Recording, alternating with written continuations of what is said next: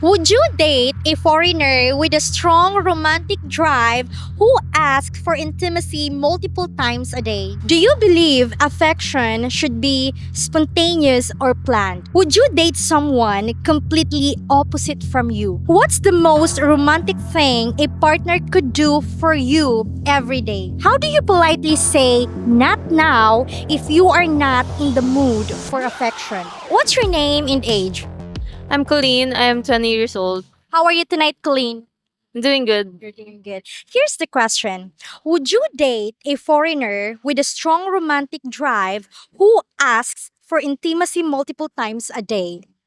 No, I'm a pretty religious person and pretty conservative too.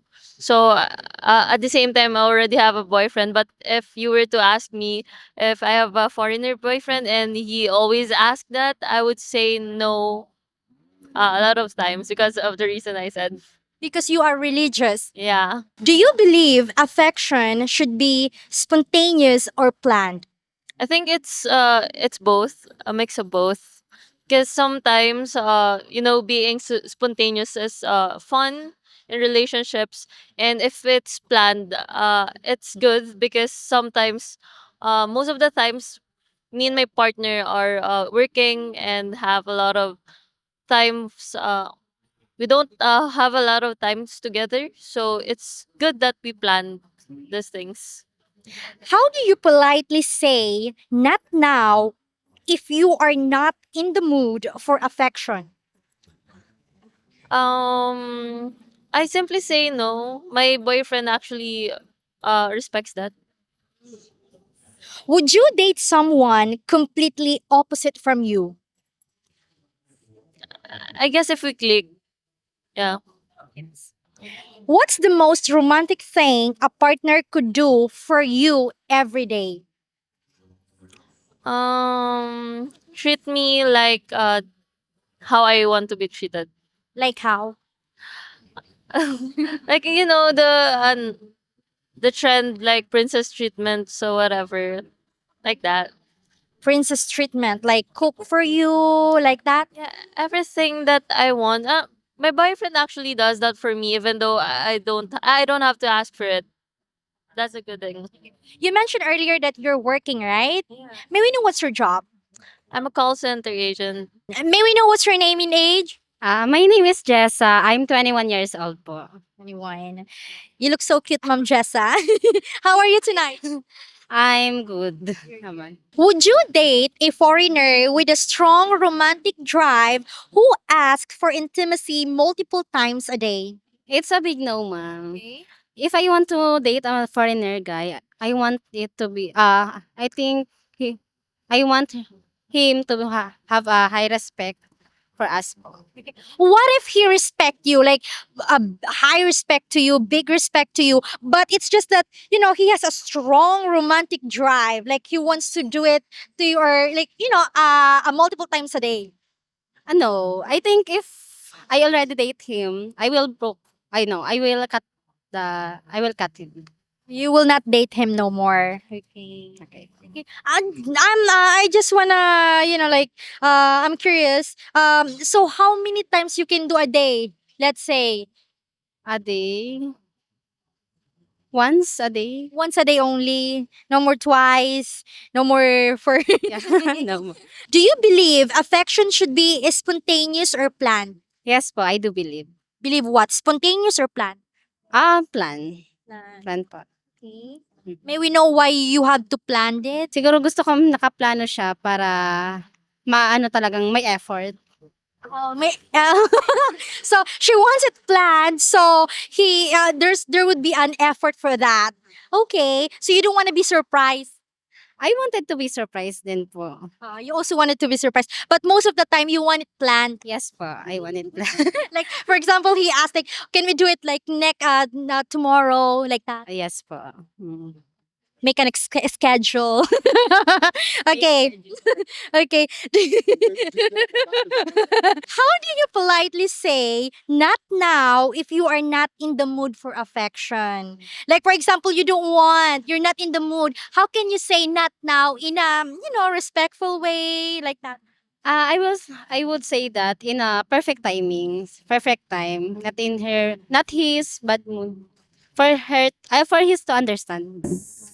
Perfect time when he is not in the, like, not in a bad mood. Okay. Would you date someone completely opposite from you? Yes po.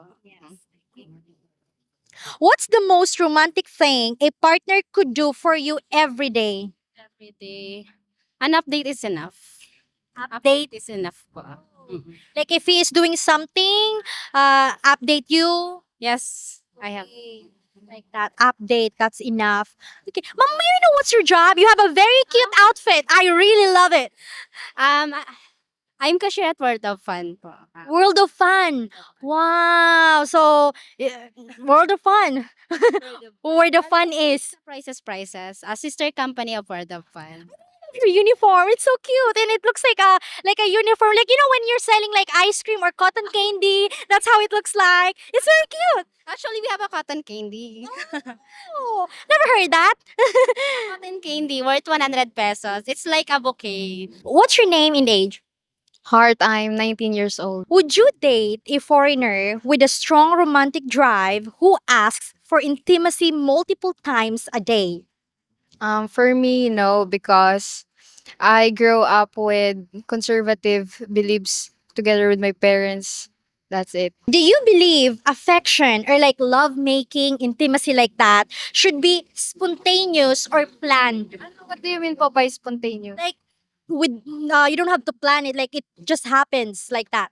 For me, spontaneous since love naman po is hindi planned. For me kasi love is happened lang, not planned. It just happened. Okay, you don't plan it. So it shouldn't be spontaneous. Or I mean it shouldn't be planned. Would you date someone completely opposite from you? Yes. Yes. What's the most romantic thing a partner could do for you every day? He makes me happy and and and makes feel that I'm special. How can he make you happy and feel special? Doing things that I Like what? like singing me a song. You're still studying there, right? May we know what's your course? Civil engineer po. Smart. What's your name and age? Hi, I'm Alex. I'm 21 years old. How are you tonight, Alex? I'm great because I'm with my friends. Oh, yes. She's here. She's very shy. We want to interview her, but she's very shy. Okay, so here's the question. Would you date a foreigner with a strong romantic drive who asks for intimacy multiple times a day? I think for me, no po. Why? Multiple times a day for me is too much because I don't crave that kind of intimacy to another person. That's why I think no po. Do you believe affection should be spontaneous or planned? I think it should be spontaneous since if someone loves you enough to do um to do anything just for you since someone loves you too much. Yan. Would you date someone completely opposite from you? Um, I think yes because I mean me personally I am stubborn and I don't have any I don't show my affection too much to other people. So I think I want to experience the love and care that I don't really show to somebody. What's the most romantic thing a partner could do for you every day? For me, that he appreciates me as a person and he like showed to me that I am lovable enough as a person. How many boyfriends you had, Be? No, I'm no boyfriend since birth. Oh, NBSB! That's why I don't even know how to I the real feelings and how to show my affection and love to somebody since I haven't really experience it personally. Okay. At the age of 21, can you say to yourself that you're ready? Like you're ready to, to love someone, to have your first boyfriend like that? I think yes, because I am talking to somebody right now, so I hope this will work. So yeah, What are you studying? engineering. Po. Wow. Earlier we interviewed someone and she's also studying engineering. Maybe your classmates. Maybe What's your name and age? Lady Lin po and I'm 18 years old. That's an interesting name, Lady Lynn. You're not gonna get confused with a boy or what? It's Lady Lynn. Lady. Would you date a foreigner with a strong romantic drive who asks for intimacy multiple times a day? For me, I would not because um, of course as a woman, I know my worth, and if he can respect my decision, why would I, settle for him, like for a man like him? That's Okay. Do you believe affection should be spontaneous or planned? um should be spontaneous since it's not we can tell that it is affection, a genuine affection if it's planned. How do you politely say not now if you are not in the mood for affection? I would say I'm tired. I'm not, I'm a busy person, so if I'm not in the mood, I will just say I'm tired so that he would not feel bad or he would not think that I'm I have another I'm not interested to him like that.